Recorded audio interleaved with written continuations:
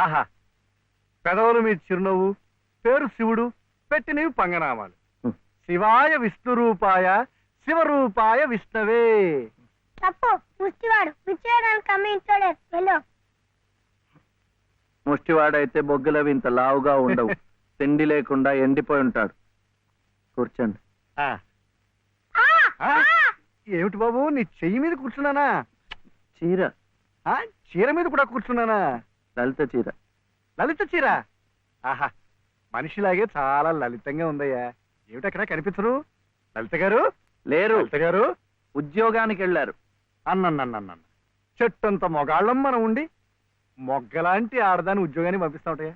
ఛా, అసలు ఆడదంటే ఏమిటి? స్త్రీ. స్త్రీ అంటే ప్రకృతి. ప్రకృతి అంటే ఆడది. స్త్రీ, ప్రకృతి స్త్రీ. అటువంటి స్త్రీ స్వరూపాన్ని మన ఇల్లు కాదని అర్థమైన గడపలు తొక్కిస్తా ఉంటాయా? చిచి చిచి చిచి. ఏమయ్యా, ఈ విషయం వినగానే మగ పురుషుణ్ణి నా తలే కాళ్ళ దాకా వెళ్ళిపోయింది, మరి నీ తల ఎక్కడి దాకా వెళ్ళిపోయిందో నాకు తెలియటం లేదు. తప్పే. పాపం లలిత చాలా కష్టపడుతోంది. కానీ నాకేమో చదువు రాదు, వీడేమో చిన్నవాడు. ఇవన్నీ అడ్డంకులు కావు, కాకూడదు, రాదు. మగాడి ఏకైక లక్ష్యం ఆడదాన్ని పోషించడం, ఆ ప్రకృతి స్త్రీ ఆడదాన్ని సుఖపెట్టడం. ఇది నా థీరియే కాదయ్యా. ఇంగ్లీష్ వాడు కూడా దొరసానమ్మల్ని పోషించుకోవడానికి బెగ్ బారో ఆర్ స్టీల్ అన్నాడు. బెగ్ ముష్టెత్తుకో, బారో అప్పు చెయ్యి. మళ్ళీ తీర్చలేం కదా. వద్దు, అందుకే స్టీలు దొంగతనం చెయ్యి. చెవిలో పెడతారు. కరెక్ట్, అందుకే ముష్టి బెస్ట్ అని ఫస్ట్ ను పెట్టాడు. తప్పు, ముష్టెత్తుకోకూడదు. కుర్రవేళకి అర్థం కావటం లేదు. పసజ్ఞానం. ముష్టెత్తుకోవడం తప్పులేదనమాట. ఇప్పుడు ఇప్పుడు ఇప్పుడు నాకు ఇచ్చావయ్యా. మీరు కూడా నాకు చాలా నచ్చారు. అయితే మీరు బాబుని చూసుకోండి, నేను వెళ్ళి ముష్టెత్తుకోమ్మా. సత్తు ఉన్న నిన్ను చూస్తే సత్తు పావలా కూడా వాళ్ళు వెయ్యరయ్యా. నీతో ఈ పసివాడిని తీసుకెళ్ళావనుకో, పాపం పసివాడిని 10 రూపాయలైనా ఇస్తారు. Child sentiment. ఈ ఏర్పాట్లన్నీ నేను చేస్తాను, కానీ ప్రకృతి స్త్రీని పోషించడం కోసం 2-3 గంటల దాకా తిరిగినా పర్వాలేదు. తిరుగు. నువ్వు నా కంటి ముందు సంగీత సాధన చేస్తున్నట్టే ఉంది. ఇంతలో ఎన్ని మార్పులు! శృతి తప్పకుండా ఆ రాముణ్ణి గానం చేసే నీ బ్రతుకు ఆ రామాలయంలోనే ఈ మలుపు తిరిగిందంటే అంతా భగవదీచ్ఛ. అంతా మన మంచికే జరిగిందమ్మా. బాబు కులాసాగా ఉన్నాడా? ఎక్కడా? ఆయన దగ్గర వదిలేసి వచ్చాను. మాస్టారు, మీరు నేర్పిన సంగీతమే నాకు ఉపాధి కావాలి. నువ్వేం కంగారు పడకమ్మా. నాకు తెలిసిన 4-5 ఇళ్లలో నీ సంగీత పాఠాలు ఏర్పాటు చేస్తాను, సరేనా? వాడు వాడు నా మనవడయ్యా.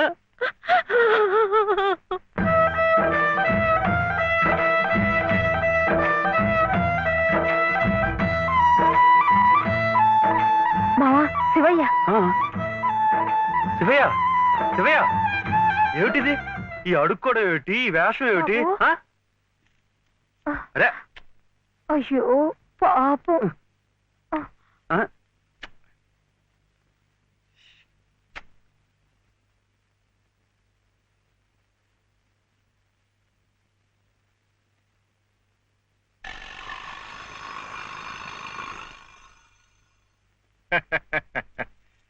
శివయ్య గారు వెళ్తూ నాకు ఈ తాళం చెవి ఇచ్చి వెళ్ళారు. అప్స్టేర్స్.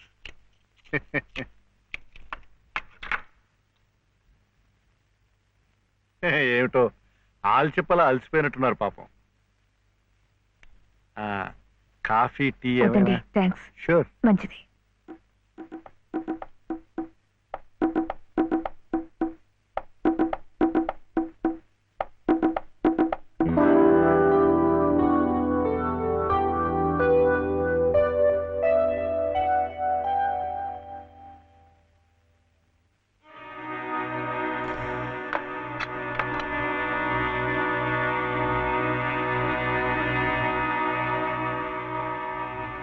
తీసుకోండి ప్లీజ్.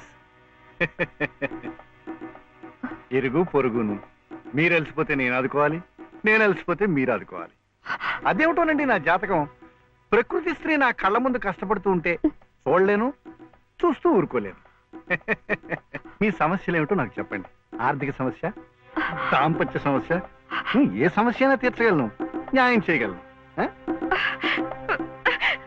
సహకార సానుభూతులాకే ఒక్కర్లేదు. వెళ్ళండి. చూడు శివయ్య అర్ధరాత్రి దాకా ఇంటికి రాడు. నువ్వు ఒంటరిగా ఉన్నావు, అందంగా ఉన్నావు, నేను ఒంటరిగా ఉన్నాను, ఆకలిగా ఉన్నాను.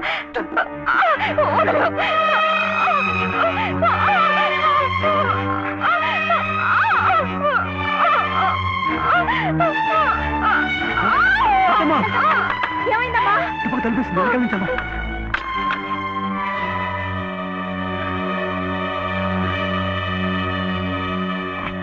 అంత పని చేశాడా ఆ నా కొడుకుని? వదలవే నువ్వు. ఏం జరిగింది? ఇంత తొందరగా వెళ్ళిపోతున్నారు పాపం. ఏం జరిగిందా? నువ్వు లేనప్పుడు ఆ అమ్మ మీద చేసి బలాత్కారం చేయబడియా? అలాంటి వాడిని నరికి ముక్కలు చేయాలి. వదలవే నువ్వు నన్ను. ఇంత జరిగిన మగాడిని చూస్తూ ఊరుకోవాలా? వాడిని బతకనీయకూడదే, ముక్కలు ముక్కలుగా నరికిపోతేది.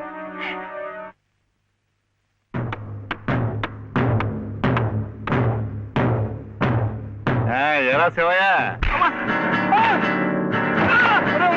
అడుగు నేర్పారు కానీ కొట్టడం కదా.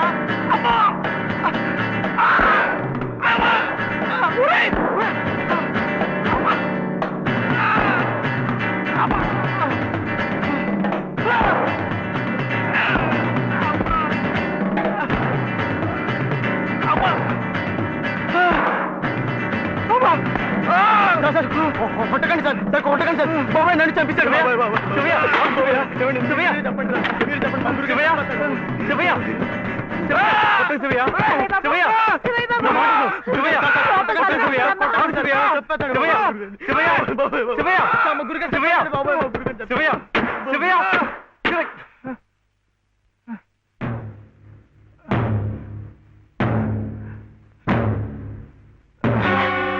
చచ్చిపోయారు బాబోయ్. మా గురు గారి చంపించాడు బాబోయ్. ఎంత పని చేశారండి? ఆయనకి ఏదైనా జరిగితే మన మీదకి వస్తుందేమో. డాక్టర్ దగ్గరికి తీసుకెళ్తే. గురుగారు బాబు, గురుగారు గురుగారు చచ్చిపోయారా? గురుగారు, గురుగారు, గురుగారు, మా గురుగారు చచ్చిపోయారు. గురుగారు,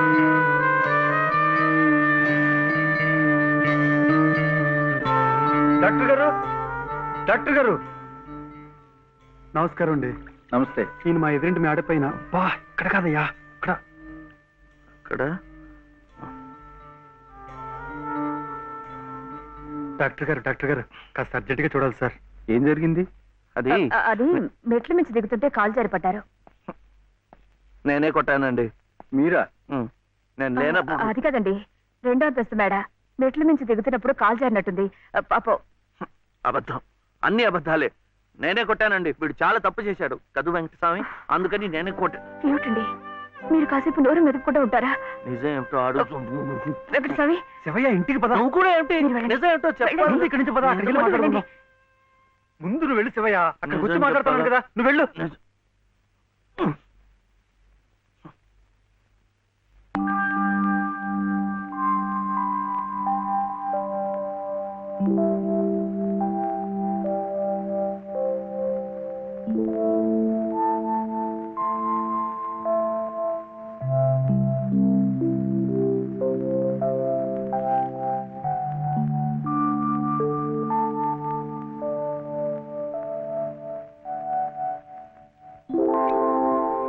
ఇక నుంచి నేను నిజం చెప్పాలా అబద్ధం చెప్పాలా? మీరిద్దరూ భోంచేశారండి? ముందు నేను అడిగిన ప్రశ్నకి సమాధానం చెప్పు. నిజం చెప్పాలా అబద్ధం చెప్పాలా? నిజం చెప్పాలా అబద్ధం చెప్పాలా? ఏమిటండి ఆ మొండితనం? మరి డాక్టర్ దగ్గర నిజం చెప్తే ఎందుకు నోరు మూసేశారు? ఆ దుర్మార్గుడికి ఏదైనా అయిందే అనుకోండి, మీరే చేశారని జైల్లో పెట్టరు. అందుకని అబద్ధం చెప్పనా? అది మా అమ్మేమో అబద్ధం చెప్పొద్దు అంది, నువ్వేమో నిజం చెప్పొద్దు అంటున్నావు. ఎవరి మాట వినాలో ఏం చేయాలో నాకు అర్థం కావటం లేదు. పెళ్ళారి లోపల నిజం చెప్పాలో అబద్ధం చెప్పాలో చెప్పేసేయండి అంతే.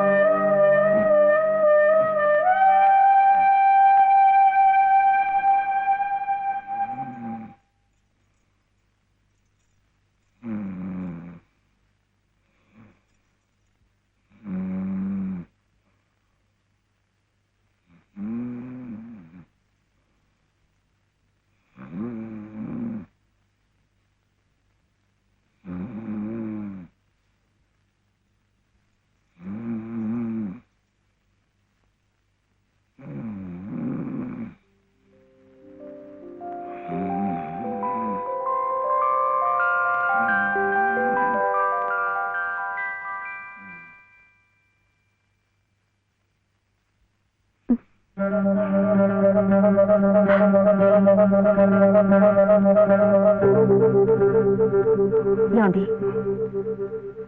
ఏమండి ఉమ్. ఏమిటి ఇక్కడ పడుకున్నారు? నిజం చెప్పనా అబద్ధం చెప్పనా?